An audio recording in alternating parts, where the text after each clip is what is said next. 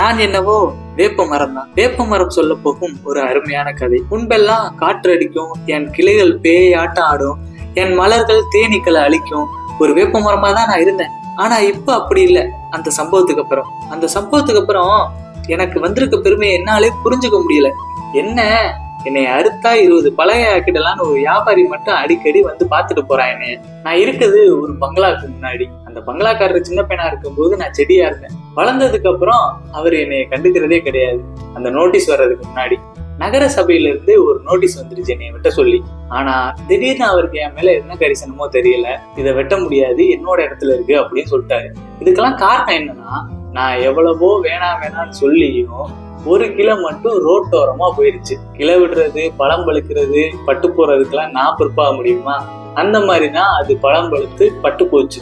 ஒரு நாள் நல்ல வெயில் காத்து வீசிச்சு. எனக்கு கீழே ஒரு பிச்சைக்காரர் படுத்துக்கிட்டு இருந்தாரு. சடன்னு அந்த பட்டு போன கிளை முறிஞ்சு கீழே விழுந்துச்சு. என்னன்னு பார்த்தா ஒரே கூட்டமா இருக்கு. எனக்கு என்ன ஆச்சுன்னே தெரியல.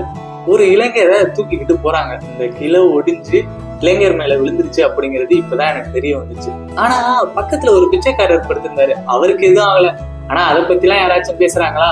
அங்க இருந்த கூட்டம் எல்லாரும் ஒண்ணு சேர்ந்துக்கிட்டு பங்களாக்காரர் வீட்டு கதவுக்கு முன்னாடி போய் நின்னாங்க. கட். இது நான் பிச்சமூர்த்தி அவர்களுடைய வேப்பமரம் சிறுகதை. இதோட பகுதி 2 விரைவில் வரும். நன்றி.